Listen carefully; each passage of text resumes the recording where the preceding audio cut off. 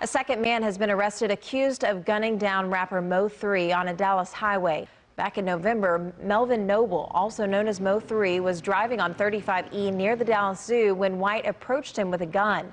Police say Noble ran down the highway trying to escape and was chased by White, who fired multiple times, hitting Noble. 8-year-old Devin Brown was indicted on a murder charge this week. Another man, 22-year-old Quan Wright, was also indicted on the same charge earlier this year. The man accused of gunning down Mo3 just broke his silence on camera. And what he said has everyone doing double takes. That's straight from Quan Dontrell White, the guy accused of chasing MO3 through Dallas traffic before allegedly taking him out in broad daylight. But now, he's flipping the script. This twist is wild. The timing couldn't be crazier. And what White just revealed might shake up everything we thought we knew about Mo3's murder. So, let's break it all down. For days now, the streets have been buzzing nonstop, not just about Mo3's death, but also about Yella Beezy getting locked up for allegedly playing mastermind behind the scenes. That story's been front and center. But what a lot of folks overlook, or don't even know, is the man who's been accused of actually pulling the trigger, Quan Dontrell White. He was the first one charged in Mo3's killing, but while sitting in jail waiting for trial, White got slapped with a 9-year federal sentence for a gun charge. And just when you'd think he'd go quiet and lay low, nope. He pops up in a jailhouse interview and drops a bombshell that's got everybody talking again. "I know what I did." That line was cold. He said it with zero fear, no stuttering, no second guessing. But here's the crazy part. He followed it up by saying he didn't do it. "I can't just say how it would have been because I'm in a situation now." That's what Quan Dontrell White said, and it had people immediately questioning everything. Was he set up? Did they grab the wrong guy? Was it a straight-up case of mistaken identity? But White didn't stop at just planting the seed. He went all in. He tore the whole case apart on camera, piece by piece. And of course, the internet ran with it. One comment nailed the mood perfectly. "Imagine being this man's lawyer and he's out here doing full podcast interviews from his jail cell. Wild, right? But let's not act like White just landed in prison on accident. The feds came down heavy. Quan Dontrell White got slapped with 105 months, just under 9 years, in federal prison. But here's the kicker. That sentence wasn't even for Mo3's murder. It was for being a convicted felon caught with a gun. That intel came straight from U.S. Attorney Chad E. Meacham out of the Northern District of Texas. White had pleaded guilty back in May to carrying a 9mm semi-automatic pistol. And this wasn't no setup. They found the strap in his pants pocket. Here's how it all played out. On August 16, 2020, cops spotted White riding dirty on a dirt bike down West Pleasant Run Road in Lancaster, Texas. He ran a traffic light or something, and that was it. Lights went on, sirens blaring. Cops told him to stop, but instead of pulling over, White punched it and took off. The chase was on. He crashed the bike and tried to run, but they caught him fast. And when they patted him down, boom, gun in the pocket. Let's not get it twisted. Quan Dontrell White didn't just end up behind bars for nothing. The feds came down hard on him from one direction. But now he's behind bars, speaking loud and clear, swearing he didn't kill Mo3. Meanwhile, on the other side, Yella Beezy has been dead silent. So let's run it back. Yella Beezy, real name Marquise DeAndre Conway, got picked up on March 20th, 2025. And the way it went down had people shook. Surveillance caught him in cuffs, walking through the station like he'd done it 100 times before. Calm, no blinking, not a flicker of emotion. It was eerie. When that video hit the net, it exploded. Everyone was waiting for Beezy to break his silence, but instead his lawyer Toby Shook hit TMZ with a dry, robotic statement. After he secured bond, he feels relieved to be released. That was it. No mention of Mo3, no denial, just relieved. That silence spoke volumes. But here's what really sent shockwaves. Beezy wasn't just under investigation. He was already indicted. On March 18th, just 2 days before his arrest, A Dallas County grand jury hit him with a charge of capital murder for remuneration. That's legal talk for something serious. It means the state believes Beasy paid to have MO3 taken out. Not a random fight, not heat of the moment. A straight-up cold-blooded hit. Then came the bond hearing. The state set it high, $2 million. His team claimed he couldn't cover it. That's when his family stepped in to help. She stood strong, didn't flinch once, even when the heat got turned all the way up. They pressed Yella Beasy's grandmother hard, trying to figure out if he was hiding money instead of paying his own bond. That one question made the courtroom freeze, and the internet started buzzing. But the prosecutors? They weren't buying the whole "he's broke" story. Nah, they came loaded with receipts. Actual receipts. They pulled up Beasy's bank records from way back in 2020. And what did they find? Nearly $870,000 sitting across his accounts. They even pointed out that he cruised around in a bulletproof Denali. But the detail that really raised eyebrows? A $40,000 cash withdrawal made just days after MO3 was murdered. Prosecutor Tommy Adams hit the court with a bold claim. A witness was ready to swear that Beasy helped fund the hit, and that $40,000 wasn't just a random transaction. It was part of the whole setup. But Beasy's legal team came swinging back quick. They said the state was grasping at straws. No screenshots, no text threads, no DMS, no bank slip showing cash in someone's hand. Just one person saying they heard something. The defense laid it out plain. You've heard no information of a text message, any communication on a social media platform that our client paid for this murder, any kind of remuneration. Just this individual who stepped forward and stated he overheard this conversation. And even with all the courtroom back and forth, what happened next shocked everybody. Judge Gracie Lewis decided to drop Beasy's bond down to $750,000. But she didn't hold her tongue. She straight up called Beasy out for not taking things seriously. Judge Gracie Lewis didn't play around. After calling Beasy out, she hit him with a direct warning. No threats, no games, no funny business. It was crystal clear, step out of line and it's a wrap. So yeah, Beasy walked out on bond, but don't get it twisted. This wasn't some big victory lap. That moment in court, it felt more like a warning shot. And the internet picked up on it fast. Folks online started dissecting everything. He a rapper, someone said, so $40,000 could be for anything. Others pointed out how shaky the whole case seemed, mostly based on what one person claimed to overhear. That snitch might even be the same person who pulled the trigger. Then came the buzz about the bond drop, from $2 million down to $750,000 in a matter of days. That had people talking.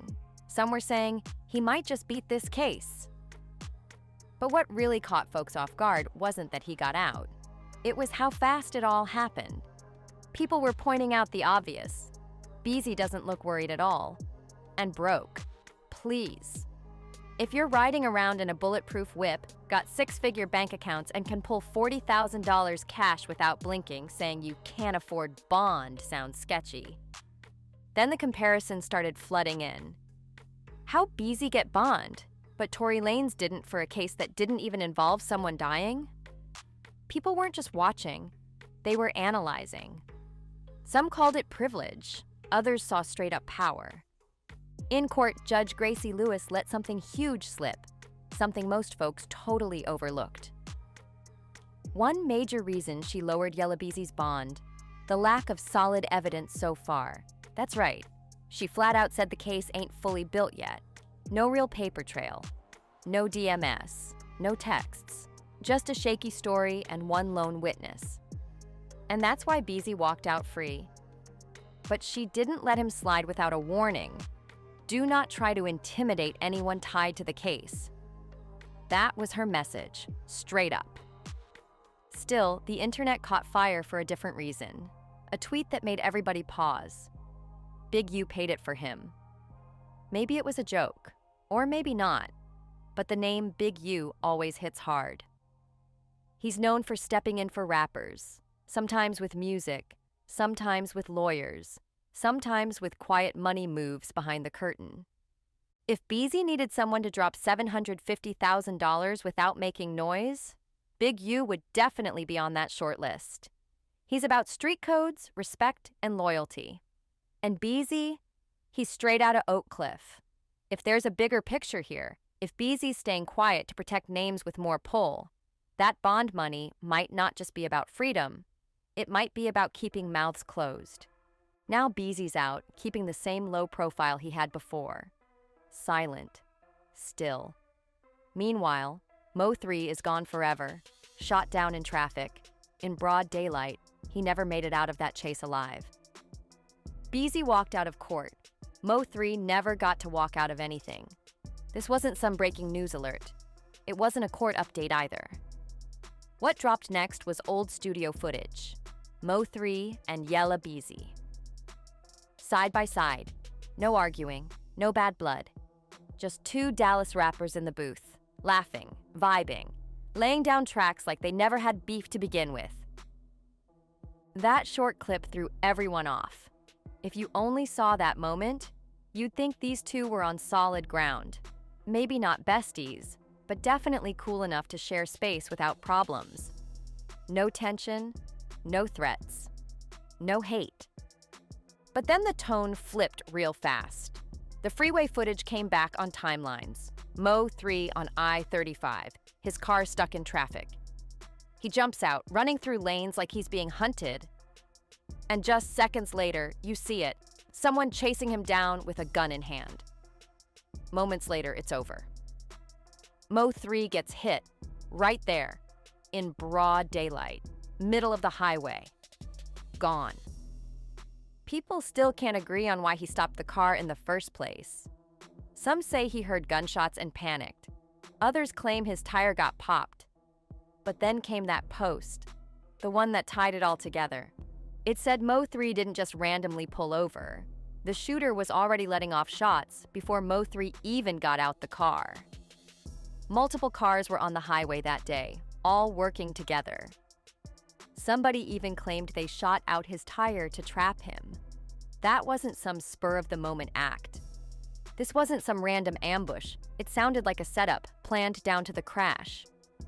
And then came the hard data, the kind that don't lie. Phone records dropped and boom, turns out Beezy and Quandontrell White were blowing up each other's lines. The day before Mo3 was killed? Constant calls? The day of the murder? More back and forth. Cell tower pings. They traced both of them near where Mo3 was staying that night. And again, near the exact spot where he was hunted down. Prosecutors didn't play coy. They said it straight up. This wasn't beef. This was a hit. A full-blown setup. They believe Beezy called the shots, put up the money, and mapped out the plan. The calls, the cash, the movement, it was all lining up like puzzle pieces falling into place. But right when folks thought the whole thing was locked in, the narrative twisted again. And this time, it was about a woman. The Shade Room came through with a post that lit everything up. Mo3 had just left a woman's house that morning. And get this, he felt something was off. He knew he was being watched. So what did he do? He dipped, pulled into a gas station to check if the car behind him would fall back, but it didn't. Same car, still on him, pressure stayed on. Mo3 got back on I-35, trying to shake whoever was following him. And that's when it all went down. The chase, the crash, the final sprint. The police never confirmed the identity of the woman Mo3 visited that morning, but fans didn't need names. They had theories, and they were running wild. Most of them believed she had some kind of connection to Beezy's crew. No proof, no denial, just silence. And that silence? It gave folks all the room they needed to start connecting dots on their own. Then Beezy finally broke the silence. He sat down with the Lamplighter channel and kept it real short. No emotion, no attitude. Just cold, straight talk. No yelling, no ranting. Just one line that stood out. Certain things need to be addressed, certain don't. Stop attaching me to all that, 'cause it ain't got nothing to do with me. He said it like he'd been waiting to get that off his chest, but instead of killing the rumors, that clip poured gasoline on the fire. People started digging even harder, especially now that Beezy was sitting in jail. His face was plastered all over the blogs, and one question kept popping up everywhere. How did all this even start? Because this beef? It didn't come out of nowhere. This wasn't about just one song, one post, or one bad run-in. It had history. Mo3 and Beezy were both from Oak Cliff, same hood, same city. And in Oak Cliff, repping the set means something. You're either respected or you're tested, no in between. Back in 2017, the heat really started to build. That's when comedian Roy Lee, who was tight with Mo3, started throwing shade at Beezy, publicly.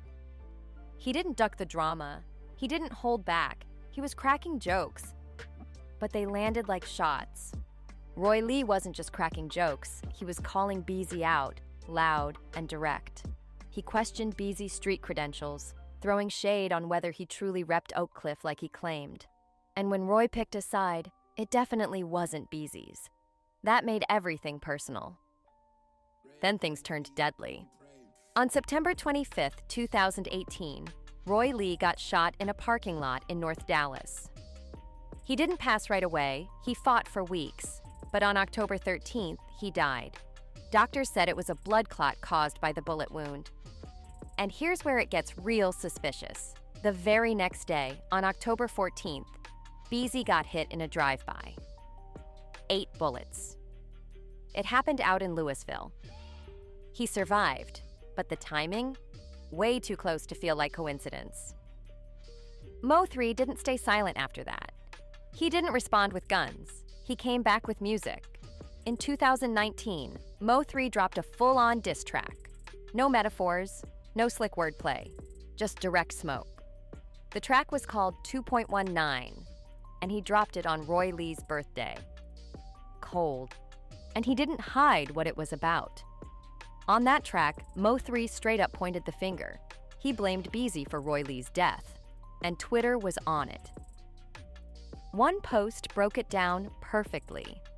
The Mo3 and Yella Beezy feud turned deadly after Beezy ducked a fade from Mo3's homie Roy Lee. Roy got killed, and that set off a chain reaction in the city. Even Reddit chimed in. One user wrote, "Yeah, I know Mo3's head started getting big and he was talking a lot on social media. I just don't know if that's 100% what got him killed." This wasn't just rap drama, this was real life, with names, faces, and blood behind it. And once things started moving, nobody hit the brakes. Fast forward to 2024, Yella Beezy pops up on Can I Vent? And finally, someone asks him the question everybody's been holding on to. What was the point? At first, Beezy just shrugged, but then he let something slip. He said Mo3 was jealous. He said Mo3 was bitter about his success. That one line hit heavy. It shifted the whole vibe. Suddenly, it didn't feel like a music rivalry anymore. It felt personal, like there was real hate brewing underneath all the verses, all the interviews, all the silence. And just when folks thought Beezy was keeping it 100, he switched the story. Again, same interview, different tone. When asked if he and Mo3 ever really had an issue, okay. That's it, real vague. Like the tension was no big deal. 1 second, it's deep-rooted beef. The next, it's brushed off like nothing. Confusing? Absolutely. And the flip-flopping didn't stop there. Right when people thought Beezy would stay cold and distant, he threw a curveball nobody expected. He actually showed respect for Mo3. Said something real. Like, on the whole city. No shade, no subliminals, just a rare, solid moment. Might have been the only time Beezy publicly gave Mo3 props. Straight facts, no games. It is the world. That's all Mo3 said when asked about Beezy getting shot. No fake sympathy, no forced concern, just that raw, straight to the point Mo3 energy. And he meant every word, didn't blink once. But then a different kind of clip surfaced. Mo3 sitting down, talking calm, opening up. He finally addressed the rumors, the blogs, the drama, said the beef wasn't even real, claimed it all came from folks outside the streets, people who didn't know anything about the real pressure. But let's be real. The music told another story. All those diss tracks, slick lines, lawsuits, IG posts, side comments, and interviews, if that wasn't full-blown beef, it was dang close. Meanwhile, while folks online kept arguing about who threw the first shot, Beezy was building a track record of a whole different kind. His rap sheet was growing, arrests stacking like mixtapes. Yella Beezy wasn't just making headlines for music anymore, his name started showing up for everything else. Back on February 14, 2021, he got arrested in Dallas for unlawful possession of a firearm. He bonded out the same day, but it was the first red flag. Trouble wasn't backing off. Then came August 11, 2021, another arrest. This time, drugs and weapons charges. Nobody said what kind of drugs. Nobody mentioned the weapon. But just the fact that it happened again was enough to get people talking heavy. Beezy's name started sticking in a bad way. But the one that really exploded? November 5th, 2021. Beezy got picked up in Plano, Texas. This time, it wasn't just heat. It was fire. The charges? Sexual assault, and once again, a weapons charge. The moment that news hit, it spread like wildfire. Blogs were lit up. Twitter, Instagram, every feed was flooded with his name. Now here's the part most folks don't talk about, the truth. That sexual assault charge, it didn't stick. It got tossed in June 2022. No conviction, but this is the internet, and the internet don't care about dropped charges. They remember one thing and one thing only, the mugshot. That's what lives online forever. Then Beezy popped back up in July 2024, but this time it wasn't about jail. It was courtroom drama, a whole different type of heat. His name got wrapped up in a lawsuit involving Chris Brown. 4 men filed in Harris County claiming they were invited to a VIP section during a Chris Brown concert at Dickies Arena in Fort Worth. But instead of a good time, they say it turned ugly. According to them, they got jumped by Chris Brown's crew, and guess who they claimed was involved? Yella Beezy. His lawyer didn't waste a second. They clapped back through the shade room saying Beezy had nothing to do with it. The statement read, Yella Beezy was not involved in any incident, did not have contact with the plaintiffs, and does not understand why he's a named party in the lawsuit or restraining order, especially since it was filed before facts were confirmed. Still, the damage was done. Whether or not it sticks, it's another line on a long list. Guns, assaults, now murder. One case gets dropped, another one slides in right after. And at some point, folks stop calling it bad luck. Life didn't deal Marquise Conway a smooth hand, not even close. When he was just 12 years old, his dad was shot and killed at home, on Mother's Day. That kind of pain? It doesn't fade. It settles in your bones and it shapes you. That moment never really left him.